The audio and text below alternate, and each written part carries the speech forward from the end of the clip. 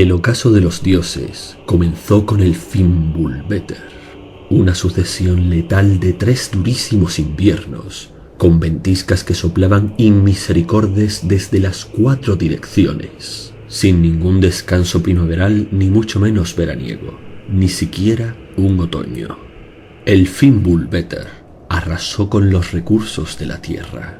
Los campos y el ganado murieron, la comida escaseó al máximo, y los hombres apenas podían abandonar sus hogares sin morir congelados. La situación tan extrema de escasez llevó a numerosas guerras entre los mortales por acaparar los pocos recursos que aún quedaban, lo que condujo a más muerte. Todo equilibrio social se rompió.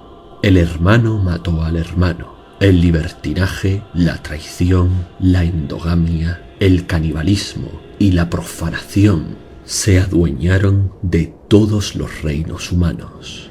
Para entonces, los dioses habían ido perdiendo gradualmente su poder, a lo largo de los siglos, tan poco a poco que ninguno se percató. Algunos perdieron sus armas y objetos legendarios, y otros se debilitaron por una u otra necesidad en sus aventuras. El ojo de Odín, el cabello de Sif, la espada de Frey, la mano de Tyr y finalmente la muerte de Balder. Cada pérdida debilitó aún más los poderes de los dioses. Al mismo tiempo, el árbol de los mundos, Yggdrasil, se consumió siglo tras siglo incesantemente. Fue en estas circunstancias que Odín, padre de todos, acudió junto a su esposa Frigg a visitar al gigante Vafthrûdnir, cuya sabiduría, según contaba su gente, podía rivalizar con la del mismo Odín. Cuando llegaron a su morada, Frigg fue la primera en darse cuenta de que Vafthrûdnir, cuyo nombre significa el poderoso tejedor de acertijos, era no solo inteligente, sino de un poder mayor a cualquier otro gigante que ella hubiese conocido. Quiso advertir a Odín, pero éste era orgulloso y rápido en retarse, y ya se había sentado frente a Vafthrûdnir para batirse con él en un duelo de sabiduría, con el objetivo de sonsacarle la poca información que pudiera para lo que se avecinaba. Jotun y Aesir se pusieron a prueba el uno al otro en un juego de preguntas. El gigante cuestionó a Odín si sabía cómo es que el día y la noche son arrastrados por el cielo, y éste supo contestarle que el semental Skinfaxi tira del día por todo el mundo, mientras que el caballo Hrimfaxi trae la noche. Odín le preguntó al gigante sobre el origen de la tierra, los cielos, el sol y la luna, y éste supo decirle que se hizo de la carne del titánico gigante Ymir, y que el sol y la luna son hijo e hija del gigante Mundilfari, a quienes se les asignó su lugar en el cielo para que los hombres pudieran saber el paso del tiempo. Así siguieron largo rato, y a todo cuanto le preguntaba Vafthrûdnir, Odín siempre supo contestar, hasta que el gigante se quedó sin preguntas y el dios le interrogó sobre lo que más le interesaba, el futuro inmediato. ¿Quién de entre los mortales sobreviviría al Fimbulvetr? ¿Y quién de entre los dioses sobreviviría al Ragnarok? Vafthrûdnir, viéndose derrotado, proclamó que Odín siempre sería más sabio que el más sabio, y le dijo lo que quería conocer. Y aunque el padre de todos supo desde entonces todo lo que iba a suceder a continuación, tú no lo averiguarás hasta el final de esta historia. Por si fuera poco, antes de hablar con este gigante, en los días en que murió su hijo Balder, Odín también hubo levantado de entre los muertos a una volva, y entre muchas cosas le preguntó cuáles serían las señales exactas que le indicarían el principio del fin. Y ahora, en tiempos del Fimbulvetr, en efecto se cumplió lo que la volva le advirtió a Odín. Comienza el Ragnarok. Primero, un glorioso gallo rojo llamado Fjalar cantará en Midgard, advirtiendo a los mortales del final de los tiempos. Después, el dorado gallo Gullinkambi cantará en el Valhalla, avisando a los dioses de la inminente batalla. Y por último, un gallo negro sin nombre cantará a los muertos en el Helheim. Al canto del último gallo, el perro legendario Garm, que vigilaba las puertas del inframundo, se liberará de sus cadenas y escapará de la montaña Ginapkelir para correr libre por la tierra, matando a placer. Acto seguido, desde la más profunda oscuridad, el dragón Nidoger, que había pasado la eternidad masticando los espíritus de los muertos indignos, alzará el vuelo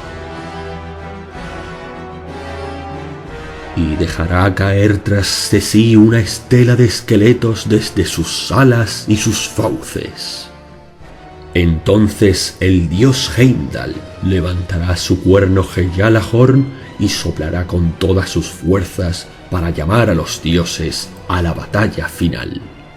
Odín montará su caballo Sleipnir y se dirigirá a las raíces del moribundo Yggdrasil para consultar por última vez a la cabeza del sabio Mimir antes de la inminente batalla. En cuanto Odín abandone sus raíces, cabalgando a la guerra junto a los demás dioses, el Yggdrasil se estremecerá y resquebrajará, provocando terremotos y desastres por los 9 mundos. El águila gigante Rasvaelg grañirá mientras destroza los cuerpos de los hombres muertos por los cataclismos.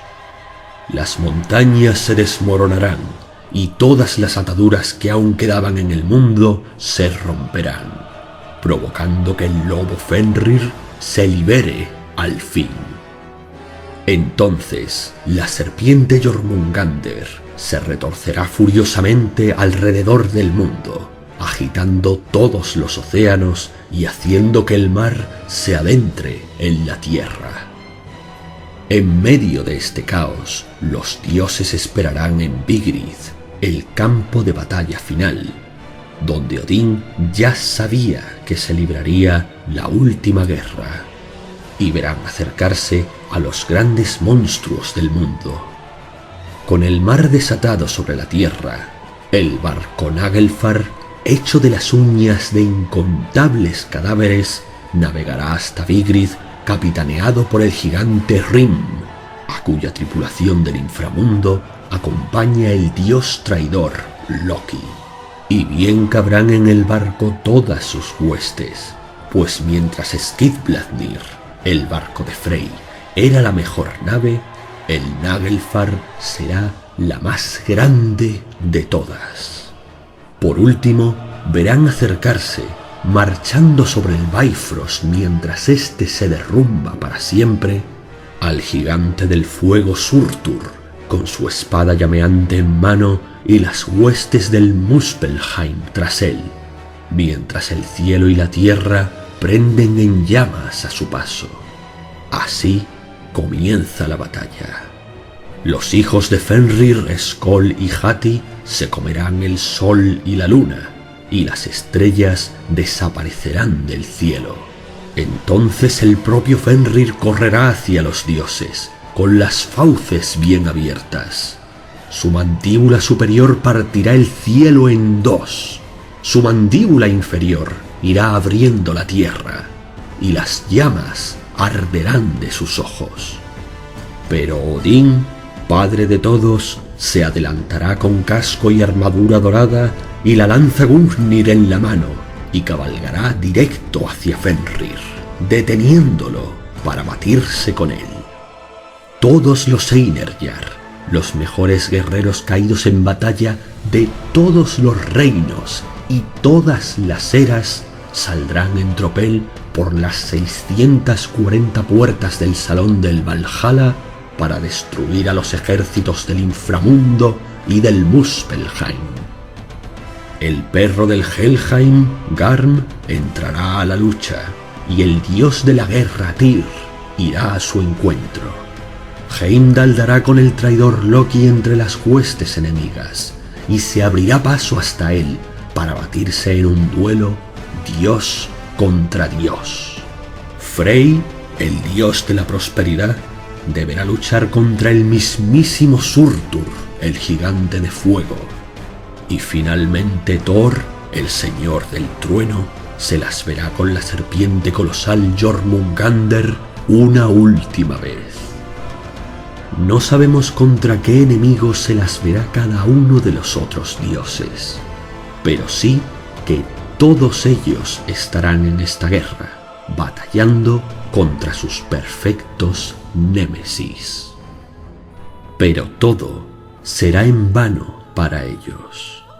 Al no contar ya con una de sus manos, Tyr no logrará someter al perro Garm, y así Dios y bestia se darán muerte el uno al otro, al igual que Heimdall y Loki, quienes se matarán a la vez.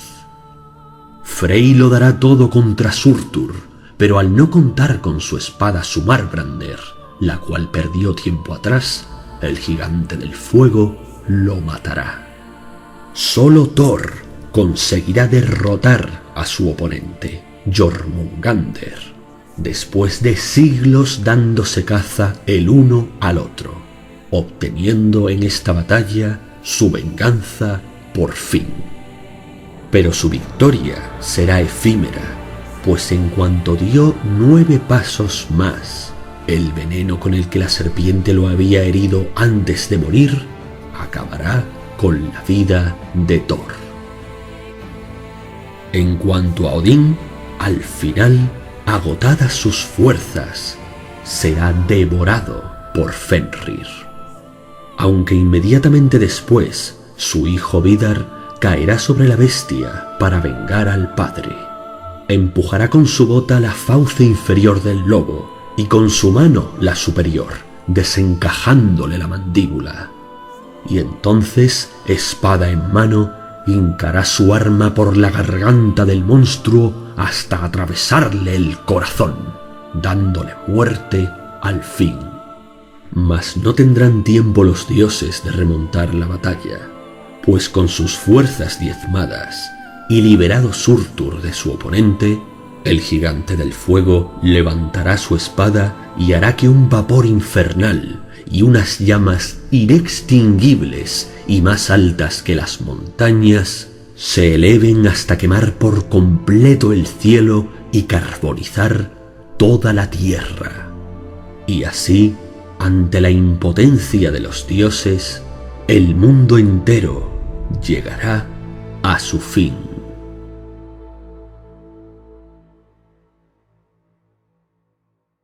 Pero, si recuerdas, tiempo atrás, Odín le preguntó a Vafthrûdnir sobre quiénes sobrevivirían al final de los tiempos, y éste le contestó: pues incluso tras incendiarse el universo, tras borrarse todo cuanto había existido, tras el final de todas las cosas, aún había esperanza, y algunos fragmentos del viejo mundo seguirán en pie. Para empezar, la encarnación del sol, que había sido devorada por el lobo Skoll, tuvo una hija antes de que se iniciara el Ragnarok, y ésta esperaría oculta para ocupar el lugar de su padre cuando todo terminara. De nuevo se hizo la luz, y el nuevo mundo tendrá un nuevo sol. Iluminará una gran masa oceánica, y de entre ella volverá a surgir la tierra, hermosa y verde, con campos sembrados por sí mismos. Será reconocible entonces Idavalar, la planicie en la que alguna vez estuvo construida Asgard, que será de los pocos lugares que se salvaron de las llamas de Surtur aún sin el esplendor de antaño. Aquí abrirán los ojos de nuevo Vidar y Vali, los hijos de Odín, sorprendidos de haber sobrevivido a la devastación. Pronto encontrarán a Magni y Modi, los hijos de Thor, que también habrán salido airosos y traerán consigo a Mjolnir, el martillo de su padre, que ahora habrán heredado ellos. Por último, verán acercarse por la colina nada menos que a Balder, el hijo de Odín que había perecido antes del Ragnarok, y que ahora volvía a la vida desde el inframundo acompañado por Hoder, también resucitado, aquel que le asesinó accidentalmente, engañado por Loki, y ahora reconciliados, se unirán a los otros dioses. Se sentarán juntos y hablarán sobre los hechos del pasado. Balder tomará el puesto como nuevo soberano de los dioses, y todos ellos se entregarán a la tarea de recuperar los antiguos tesoros y armas legendarias de sus padres y compañeros muertos en la batalla, para, poco a poco, algún día recuperar la gloria perdida de Asgard. En cuanto a las almas de los humanos y los Einherjar, estos se repartirán en 3 moradas del más allá. Los más dignos pasarán la eternidad en Gimle, casi el único edificio que seguirá en pie en Asgard, junto a los elfos de la luz. En Nidafjol, unas montañas al norte del inframundo, estará el Salón Sindri, construido en oro rojo. Aquí descansarán los hombres buenos que no conocieran la gloria de morir en batalla. Y en Nastrond, sin embargo, habrá un salón espantoso donde deben deambular los malvados e indignos, aunque esta vez, supuestamente, sin el dragón Nidhogg para masticarlos por toda la eternidad. Por último, la pareja de humanos Lif y Lifrasir sobrevivirán milagrosamente gracias a haberse ocultado entre las raíces del Yggdrasil, cerca del pozo de Mimir, y ahora saldrán a la superficie para repoblar la tierra. A partir de ahí, nadie sabe qué sucederá a continuación.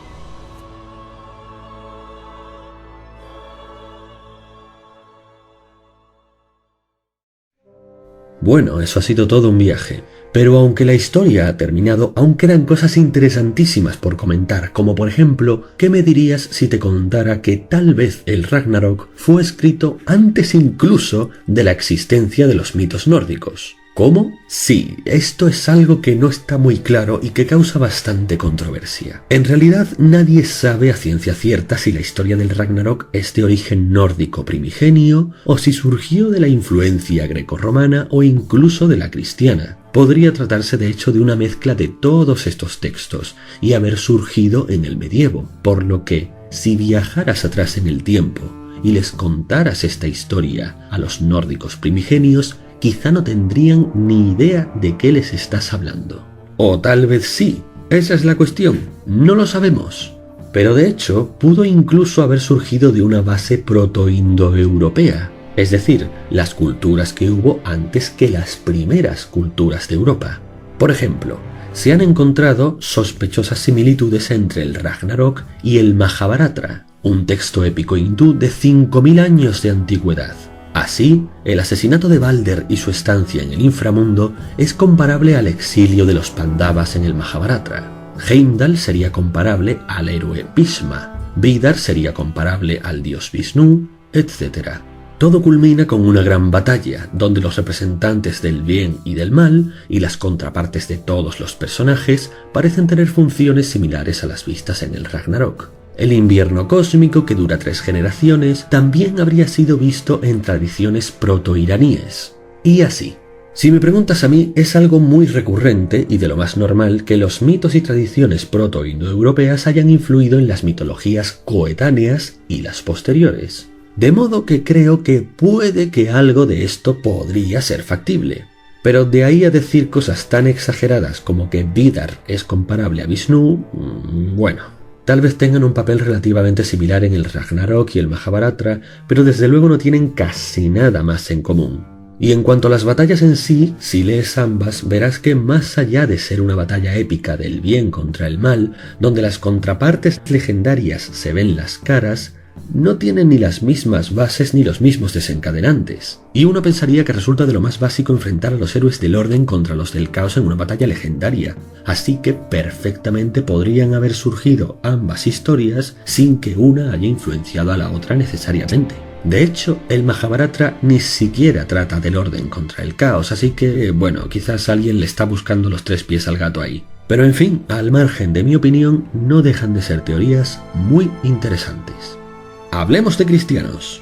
Muchos historiadores coinciden en que el Ragnarok, a pesar de tener un contexto nórdico, fue escrito por cristianos en Islandia, 2 siglos y medio después de que comenzara la evangelización de la isla. y advierten sobre el hecho de que los autores de todos los textos conservados sobre la mitología nórdica eran o bien clérigos o bien gente que al menos había recibido formación clerical, por lo que tanto esta historia como muchas otras de las mitologías nórdicas han llegado a nuestros tiempos adulteradas por la influencia cristiana. Algunos creen que a los autores de estos textos se les encomendó hacer una adaptación nórdica del Apocalipsis, o que tal vez añadieron elementos de la tradición cristiana al mito nórdico ya existente para hacer más sencillo el cambio de paradigma a la población. Por ejemplo, el hombre y la mujer que sobreviven al Ragnarok serían una imagen metafórica de Adán y Eva, dando a entender con el mito que en el Ragnarok murieron los imperfectos y derrotables dioses paganos, y que después de eso el mundo fue reconstruido, esta vez al gusto del perfecto e invencible Dios cristiano, que sería su nuevo señor. Nuevamente, no existe forma de saber a día de hoy cuánto de esto es verdad o no, nos faltan datos, pero la evidencia en este caso es tan abundante que lo más probable es que se mezclaran elementos cristianos con elementos nórdicos. Aunque hasta el día de hoy la opinión más extendida es que mayormente la historia es parecida a lo que fuera originalmente y que solo está parcialmente contaminada. Pero, repito, no lo sabemos con certeza todavía. Por último, veamos algunas curiosidades. La palabra Ragnarok consta de dos partes: Ragna, que es un genitivo plural de Regin, poderes gobernantes, y Rocker, que significa causa, camino, destino, juicio o fin, por lo que podría traducirse casi literalmente como el destino o el final de los poderes gobernantes. Otros nombres que se le han dado a este evento han sido Aldarrock, el final de lo anterior, Tibarrock, donde Tiba significa dioses, Faerregin Deya, allí donde los reyes deben morir, Unsumruffaxregin, cuando los reyes son destruidos, Alderroth, la destrucción de los primeros, y Reginsrota, el final de los reyes. Otro más. En Dinamarca y Noruega se usa el término Fimbulveter para referirse al gran invierno que precede al Ragnarok, pero en Suecia se usa en cambio la palabra Vargavinter, que significa literalmente el invierno del lobo. Finalmente, existe una teoría que predica que el Ragnarok es una historia que nació enteramente en Islandia y que fue inspirada por las terribles erupciones y el apocalíptico invierno volcánico del año 536.